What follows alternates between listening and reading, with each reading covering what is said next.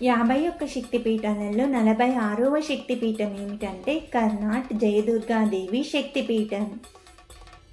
ప్రపంచానికి తెలియని పురాతన గ్రంథాల్లో మాత్రమే కనిపించే ఒక రహస్యమైన శక్తిపీఠం ఉంది. అదే కర్నాట్ జయదుర్గాదేవి శక్తిపీఠం.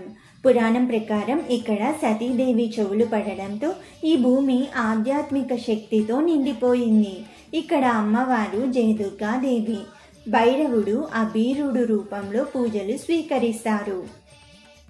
దక్షయజ్ఞంలో సతీదేవి తన శరీరాన్ని అగ్నికి అర్పించగా శివుడు బాధను తట్టుకోలేక సతీదేవి శరీరాన్ని మోస్తూ ప్రపంచమంతా తిరుగుతారు.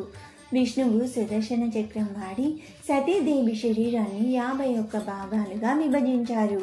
ఆ భాగాల్లో సతీదేవి చెవులు పడిన ప్రదేశంగా కర్నాట్ శక్తిపీఠం చెప్పబడింది.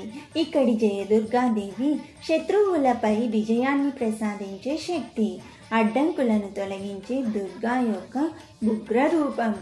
భైరవుడు అబీరుడు, భక్తుని జీవితంలోని అంధకారాన్ని దూరం చేసే రక్షక భైరవుడు.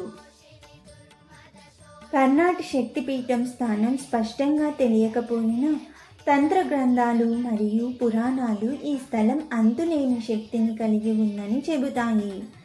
జయదుర్గా అమ్మవారు ధైర్యం, విజయం, గృహశాంతి, చెడు శక్తులపై రక్షణ ప్రసాదిస్తారని నమ్మకం. అబీర భైరవుడు చెడు దృష్టి, శత్రు ప్రభావాలు, నెగిటివ్ ఎనర్జీని తొలగించే శక్తివంతమైన భైరవ స్వరూపం. ఈ శక్తిపీఠం గురించి ఒక విశేష నమ్మకం ఉంది. ఇక్కడ జపం చేసిన మంత్రాలు సాధారణ క్షేత్రాల కంటే వేగంగా ఫలిస్తాయని భక్తులు చెబుతారు. కోర్టు కేసుల్లో విజయం, శత్రు సమస్యల తొలగింపు, ధైర్యం, ఆత్మవిశ్వాసం పెరుగుట, కుటుంబ శాంతి జయదుర్గా అమ్మవారి కృపతో కలుగుతాయని. కర్నాట్ శక్తిపీఠం స్థానం తెలియని మిస్టరీ అయినా ఈ శక్తిపీఠం శక్తి, పురాణ గాథలు, ఆధ్యాత్మిక ప్రభావం మాత్రం అపారమైనవి.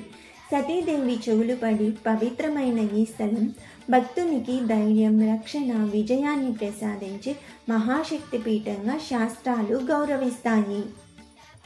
ఓం శ్రీ మాత్రే నమః.